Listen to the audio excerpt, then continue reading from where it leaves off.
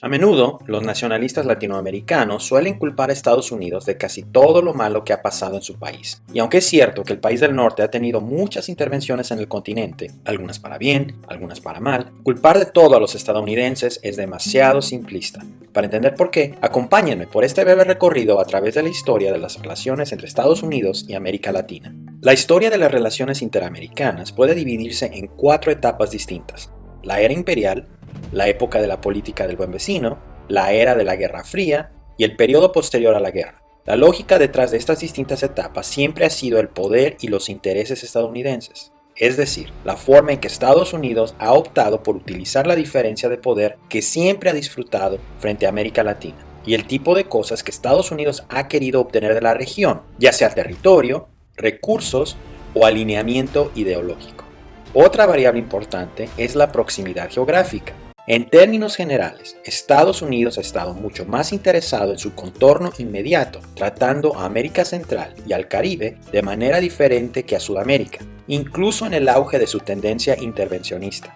En la época en que se originó Estados Unidos, el régimen internacional estaba determinado por una estrategia de equilibrio de poder, en la que las potencias del momento trataban de controlarse mutuamente. Si alguna se volvía demasiado fuerte, las demás se unían para debilitarla. Era un juego europeo, del que Estados Unidos se benefició mucho en los primeros años. De hecho, la propia existencia de Estados Unidos estaba directamente vinculada a esta lucha global, ya que Francia, España y los Países Bajos se dieron cuenta que ayudar a los rebeldes estadounidenses a obtener su independencia era una forma de debilitar a los británicos. Estados Unidos era solo un pequeño teatro de operaciones en la mucho más amplia Guerra de los 7 años, y así fue como los reyes absolutistas de Europa terminaron apoyando una insurrección que dio las bases para construir la primera democracia moderna. Una gran parte de la competencia entre superpotencias fue la anexión de territorio, y en los primeros años la dinámica del juego se inclinó a favor de los estadounidenses cuando Francia optó por vender Luisiana en 1803 a los EU, en lugar de verla caer en manos de los británicos o españoles, y cuando Estados Unidos pudo obligar a los españoles a ceder Florida, dada la falta de interés de las otras potencias europeas en ayudar a España a mantener ese territorio. Así, no sorprende que a medida que Estados Unidos ganaba territorio y confianza en su capacidad, especialmente después de la guerra de 1812, también se viera a sí mismo como un jugador en el juego europeo y actuara en consecuencia. Fue así que nació la famosa doctrina Monroe. La nueva política diplomática anunciada en 1823 sostenía que cualquier intervención en la política de las Américas por parte de potencias extranjeras era un acto potencialmente hostil contra Estados Unidos. Estaban paroleando, por supuesto, ya que el país del norte no tenía los medios para hacer cumplir su declaración, y las potencias mundiales lo entendían muy bien. Pero, la nueva doctrina contaba con el respaldo de los británicos, que querían que otras potencias europeas fueran más débiles y tuvieran libre comercio con los regímenes latinoamericanos, recién independizados. Así, la primera política explícita estadounidense hacia América Latina tuvo mucho más peso del que podía justificar el poder norteamericano por sí solo. Resulta que la doctrina también fue bien recibida por muchos latinoamericanos, incluido Simón Bolívar, que la vieron como una forma de reforzar la independencia de la región. Sería hasta mucho más tarde que la doctrina Monroe sería vista como sinónimo de imperialismo en algunas partes de América Latina. El sentimiento de buena voluntad no duró mucho. A medida que Estados Unidos ganó poder y utilizó el destino manifiesto como justificación de su expansionismo en todo el continente, el respeto por la diplomacia internacional estadounidense disminuyó. Uno de los puntos de inflexión fue 1845, con el inicio de la guerra entre Estados Unidos y México. Ese conflicto tenía raíces profundas. De hecho, la monarquía española había estado preocupada por el expansionismo estadounidense y había tratado de disuadirlo cediendo Florida y firmando el Tratado Adams-Onís en 1819, que formalizó la frontera entre el Virreinato de Nueva España y Luisiana. Con la independencia en 1821, México heredó la frontera y las preocupaciones por el expansionismo de su vecino. Los mexicanos intentaron una nueva táctica para reforzar su posición, permitiendo la inmigración estadounidense a Texas. Sin embargo, esto resultó contraproducente, ya que los recién llegados, molestos por la centralización del gobierno y su represión de la esclavitud, se rebelaron junto con algunas personas de origen hispano contra las autoridades mexicanas. Tuvieron éxito, y en 1836 Texas se declaró una república.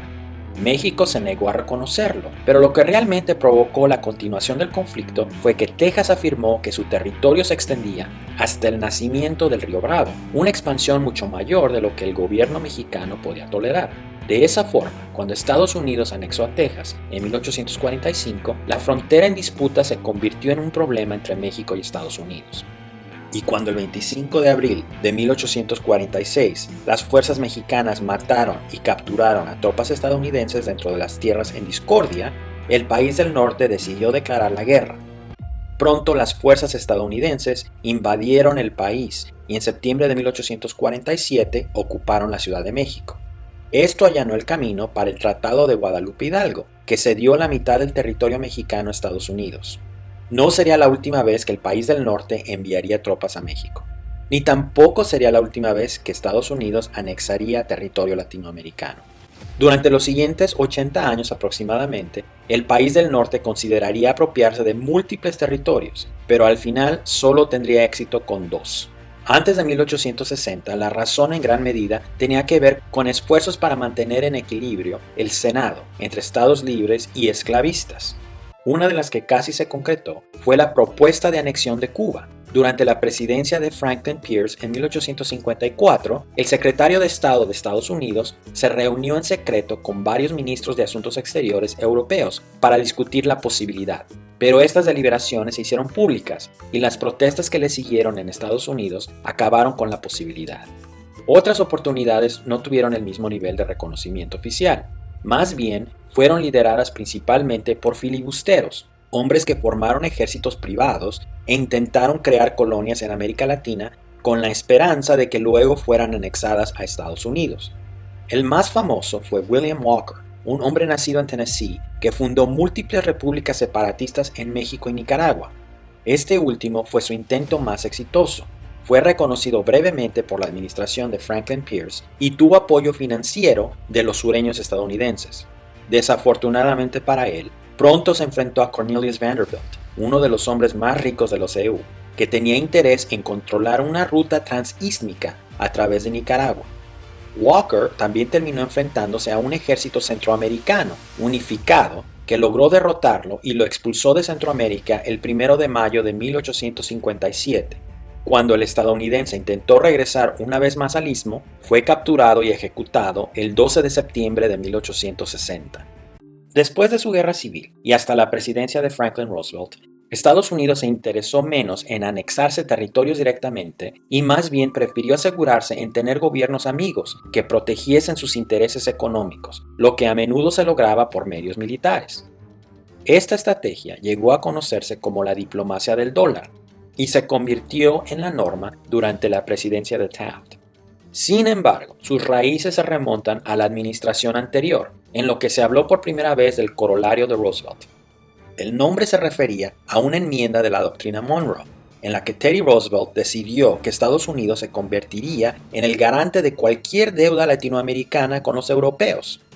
En la práctica, esto significó que Estados Unidos se hacía cargo de las aduanas y luego pagaba las deudas que se tuviesen con los ingresos, lo que en realidad supuso la confiscación de varios puertos del Caribe, convirtiendo la región en un lago estadounidense.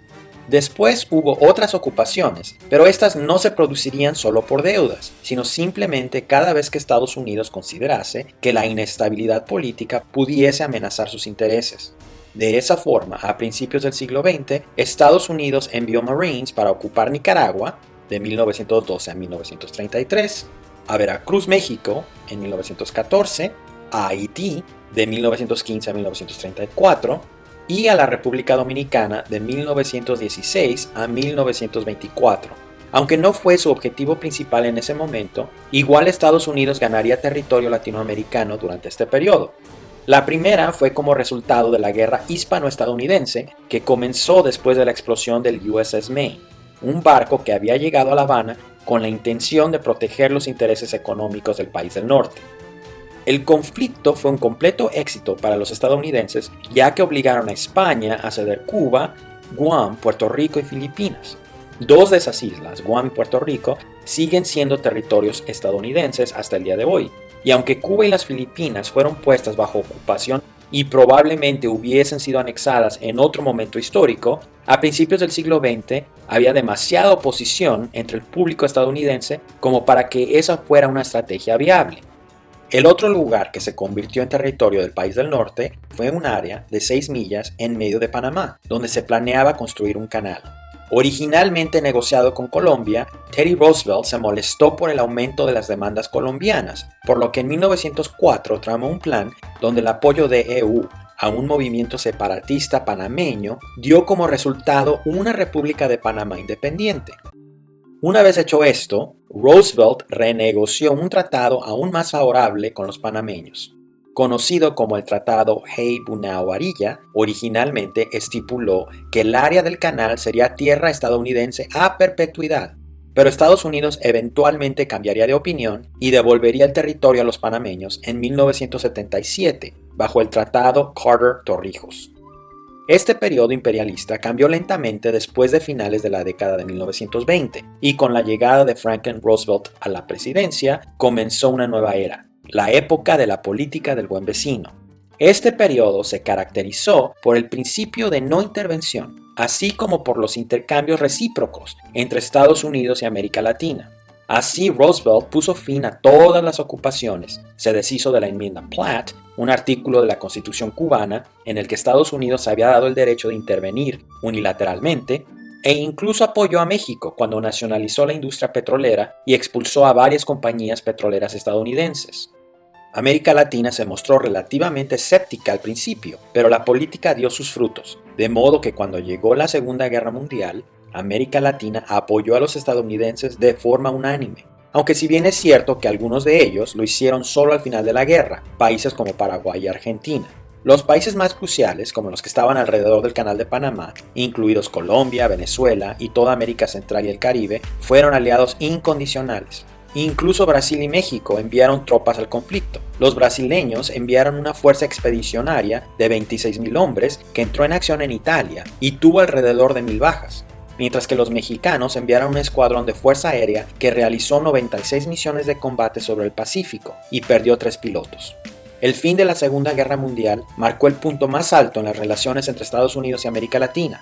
La región respaldó el orden de posguerra liderado por el país del norte, ya que todos los estados latinoamericanos se convirtieron en miembros fundadores de las Naciones Unidas y todos los países, excepto Argentina, también estuvieron presentes en la conferencia de Bretton Woods, que creó el FMI y el Banco Mundial. Lamentablemente, la era de los buenos sentimientos no duró mucho. La dinámica cambió por completo con el inicio de la Guerra Fría. De pronto, la prioridad para Estados Unidos pasó a ser detener la expansión del comunismo y contener a la Unión Soviética, y todo lo demás pasó a un segundo plano. Esto se convirtió en un problema importante para cualquiera que quisiera hacer algo sobre la persistente desigualdad en América Latina, que había sido crónica desde los tiempos coloniales, ya que las iniciativas públicas destinadas a reducirla se volvieron inmediatamente sospechosas.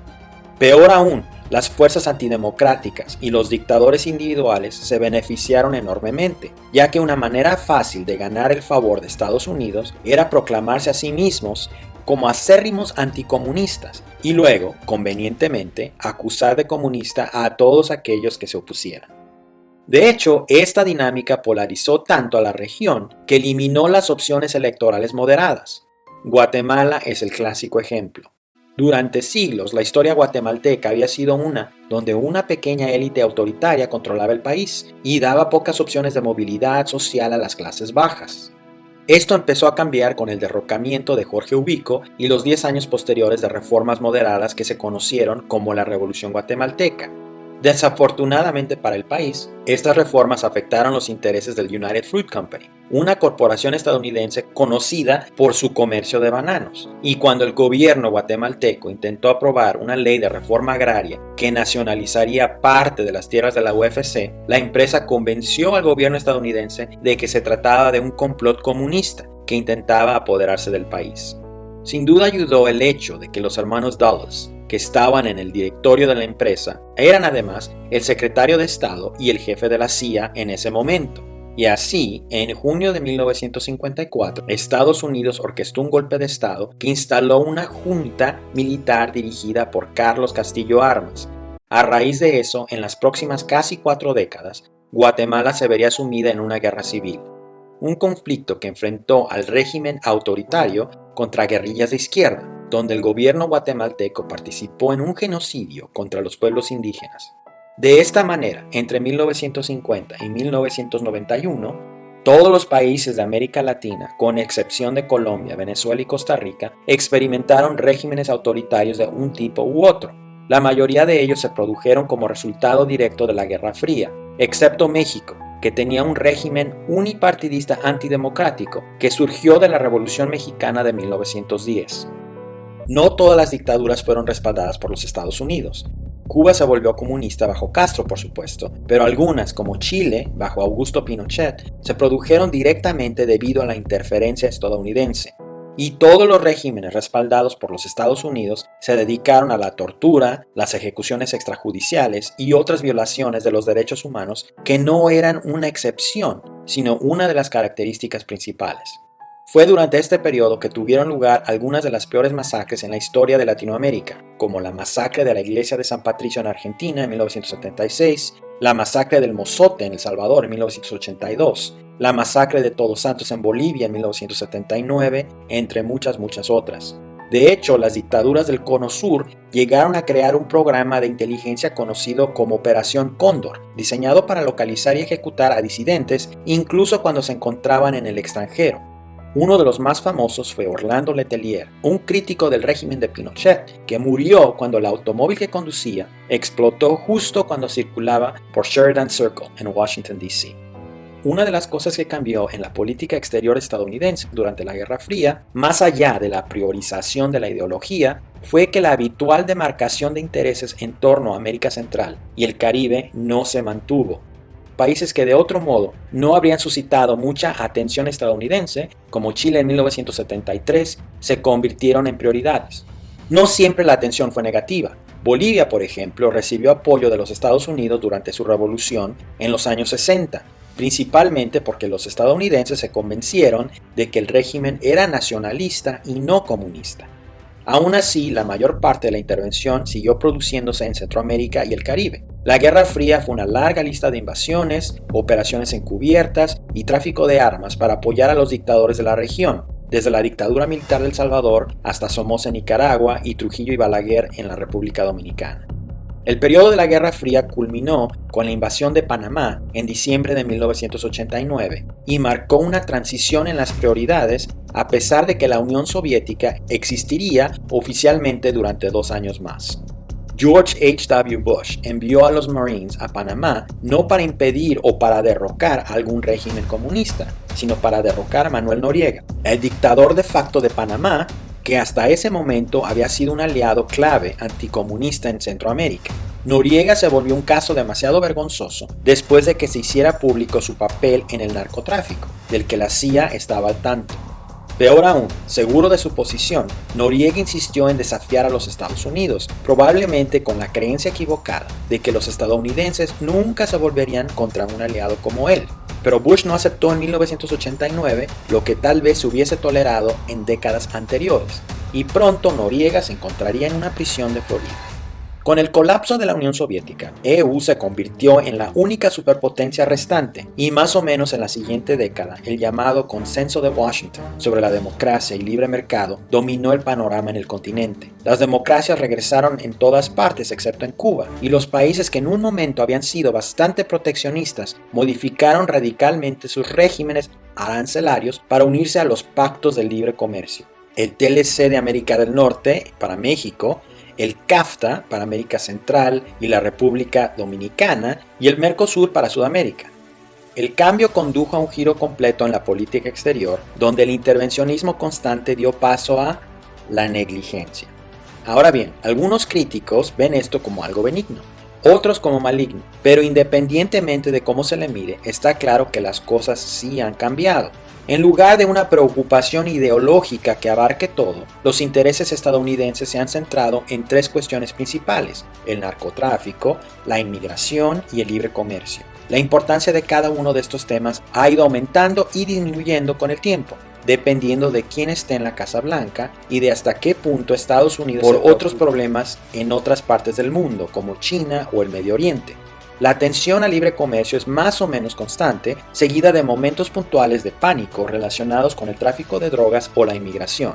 Estos dos últimos en particular se han mezclado y se tratan como cuestiones de seguridad en el discurso estadounidense, primero como amenazas terroristas potenciales, justo después del 11 de septiembre, por ridículo que suene, y más tarde como una sensación general de temor en torno a la apertura de la frontera entre Estados Unidos y México. Trump elevó esto a una forma de arte, manteniendo una tensión retórica constante sobre el tema con su muro y las supuestas invasiones de migrantes. De los tres, la inmigración es la única que ha mantenido la tradicional frontera geográfica de interés, ya que los migrantes de Sudamérica pocas veces forman parte del debate político, con la rara excepción de los venezolanos, a los que se les asocia con el peligro del Tren de Aragua. No ocurre lo mismo con el libre comercio y el narcotráfico. En la década de 2000 en particular, bajo el gobierno de G.W. Bush, Estados Unidos intentó crear una zona de libre comercio que abarcara todo el hemisferio occidental. No prosperó debido a la reticencia de Brasil y Argentina, pero desde entonces Estados Unidos ha firmado acuerdos de libre comercio con Colombia, Perú y Chile y ha renegociado uno con México. Por otra parte, se puede decir que la guerra contra las drogas ha tenido las consecuencias más negativas, tal vez tan desestabilizadoras como cualquier intervención de la Guerra Fría. No solo ha traído violencia y delincuencia desde Río de Janeiro hasta Tijuana, sino que también ha obligado a los países a gastar recursos en atacar a los campesinos pobres, desde los cocaleros en Bolivia hasta las personas atrapadas entre la guerrilla y el gobierno en Colombia. ¿Y para qué? Incluso cuando se elimina o encarcela a los capos de la droga, desde Pablo Escobar hasta el Chapo o el Mayo Zambada, esto no ha tenido ningún efecto en el precio o la cantidad de drogas en los Estados Unidos. Hay pocas esperanzas de que esto cambie y lo más preocupante es que las organizaciones criminales en Latinoamérica se están volviendo cada vez más sofisticadas y se están diversificando en otras actividades. Dada la disparidad de poder que siempre ha existido entre Latinoamérica y los Estados Unidos, la región ha tenido algunas opciones para responder a la política exterior estadounidense. Estas son: la opción bolivariana, una en la que los países se unen para limitar la agresión estadounidense; la opción hegemónica, una en la que los otros países siguen el liderazgo de uno de los países más grandes, como México, Brasil o Argentina; y finalmente la opción de colaboración, es decir, una en la que los países tratan de cooperar entre sí para limitar posibles acciones perjudiciales. Históricamente, la mayoría de los países se ha unido en torno a la tercera opción. La primera opción a menudo ha fracasado porque, aunque están conectados por la cultura y la historia, los intereses tienden a ser dispares y la región a menudo no está de acuerdo sobre modos de acción específicos. Por otra parte, la segunda opción ha fracasado porque México está demasiado cerca y Argentina demasiado lejos. Brasil es el único que podría actuar como contrapeso y lo ha intentado a menudo, pero la desconfianza de otros países de Sudamérica, especialmente Argentina, ha limitado frecuentemente su potencial liderazgo.